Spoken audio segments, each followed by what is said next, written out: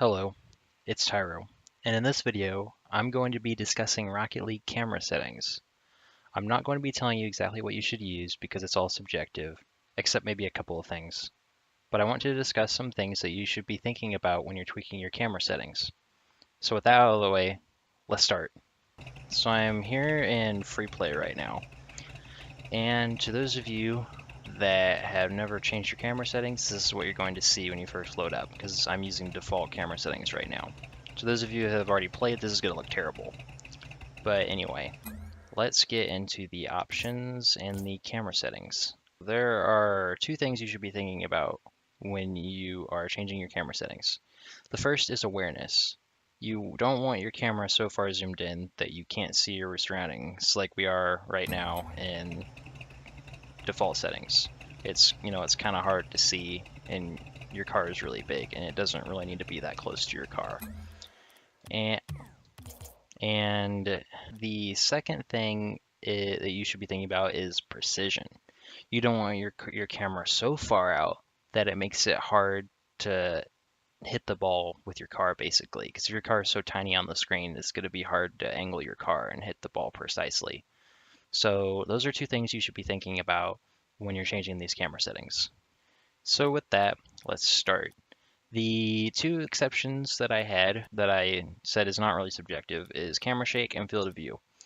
Camera shake should really be off because that's just every time you hit the ball or jump, your camera just shakes and it's kind of disorienting and unnecessary unless you're have it on for cinematic reasons or want to make it look cool. When you hit the ball, it makes it feel like you're hitting the ball more powerful. And then other thing is field of view. You really want your field of view all the way up because that's going to increase your awareness. You can see that already made your field it increased field of view so you can see way more. Going back to the camera settings. So yeah, camera shake off, field of view 110. And now we have distance, height, and angle. Those are the three big ones that basically determine where the camera is sitting behind your car. Now looking at distance. You don't want it to be too far because your car is tiny. It makes it hard to hit the ball unless you can work with that. That's fine because it does give you a ton of awareness, but it kind of makes it hard to hit the ball, at least for me. But you don't want it obviously too close because then your car isn't even on the screen or it takes up a huge part of the screen. So this is where it kind of gets to around 300 is pretty good. It's kind of taking the bottom third of the screen. So I use 330, I think. So, my car isn't super tiny, so I can still get precise hits, but I'm also not so close that I can't see anything what's going on my screen. For the height now, the default height that actually gives you is pretty good. It's a good starting point. You obviously don't want it too low because you're mostly looking at the ground. You don't really care about the ground, obviously. And then you don't want it too high because then when you do start messing with the angle, you'd have to face it down to get your car on the screen, and it just makes it hard to see everywhere else in front of you.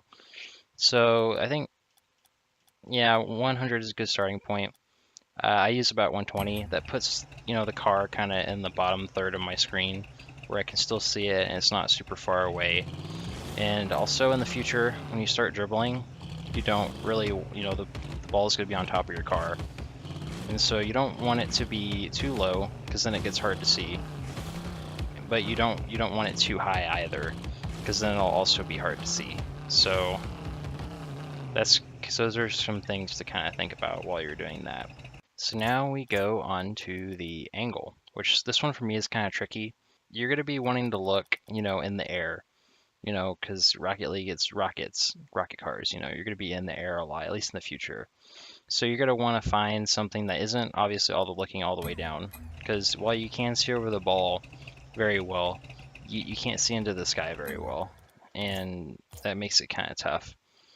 And you obviously don't want it to be 0, because then that makes it hard to kind of see over the ball. So I think somewhere at this point doesn't necessarily matter. 3 is okay. I think most people use 4 and 5. I use 6 because it kind of helps me see over the ball a little bit more. To sum it up, you're basically just going to kind of find something in the middle for all these camera settings that balances awareness and precision. And so I use -6. You're just gonna have to basically try this all out, and see what you like. But those are some things to think about while you're doing that. So now the next thing we're going to look at is the stiffness. And to kind of demonstrate like the difference between like what it is and like how rigidly your camera follows your car, I put on 0. You can kind of see how loose the camera is to your car. Like also when I go supersonic, my car gets like really tiny and far away, like from the camera. And when I slow down, it goes back to normal. And on 1, which I actually use 1 for this reason, it doesn't.